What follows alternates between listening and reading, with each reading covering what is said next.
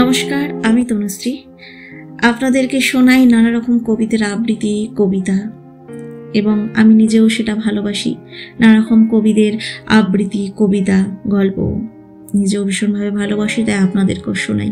কিন্তু অনেকেই আছেন আমাদের যারা শ্রোতা বন্ধুরা, যারা আমার গল্প শোনো বা কবিতা শোনো বা আবৃত্তি শোনো, তারা কিন্তু কবিতা শোনো, আবৃত্তি শোনো, কিন্তু কি লাইক, কমেন্ট, শেয়ার কিছুই করো না এবং সাবস্ক্রাইব পর্যন্ত করো না।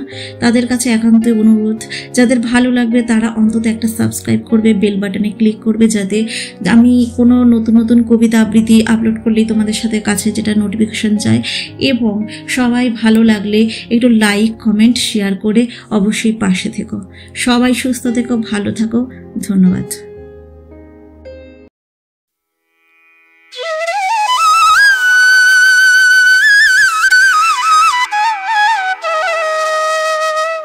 গভীর শোক কিংবা শূন্যতা, কঠিন সময়ে দরকার সহমর্মিতা।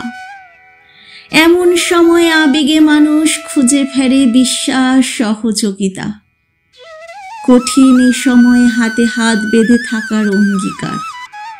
জীবন যুদ্ধে দুঃখ কষ্ট ভোলাতে ভালোবাসার আস্থা দরকার। পারস্পরিক সম্মান থেকে উৎসারিত ভালোবাসার আলো, সেই আলোতেই জীবন যুদ্ধের রসদ সংগ্রহে এগিয়ে চলো। বিশ্বাস এখন নিরুদ্দেশ, ভালোবাসা শর্ত সাপেক্ষ, শূন্য হৃদয়। স্বার্থপর যুগে স্বার্থান্বেষীর ভিড়ে মানুষ বড় নির্মম, নির্দয়। স্বজন হারানোর বেদনা, তালগোল পাকানো এলোমেলো বোধ, অদ্ভুত শূন্যতার মুখোমুখি ভরসা, বিশ্বস্ততার খাত নিখোঁজ, মন অবোধ। অর্থখ্যাতি, প্রতিপত্তি সকলই বৃথা, সহৃদয় প্রেমী চিরস্থায়ী। বিশ্বাস, আবেগ, সহমর্মিতা আস্থাই আসল, দাবিদারি অস্থায়ী। সম্পর্ক এখন ঠুনকো আবেগ, প্রেমের অভিনয় নজর কাড়া।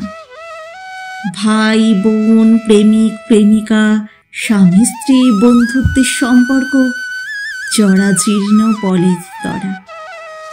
দয়া, মায়া, স্নেহ, ভালোবাসা, শ্রদ্ধা, ভক্তি, দেওয়া নেওয়ার পরম্পরা।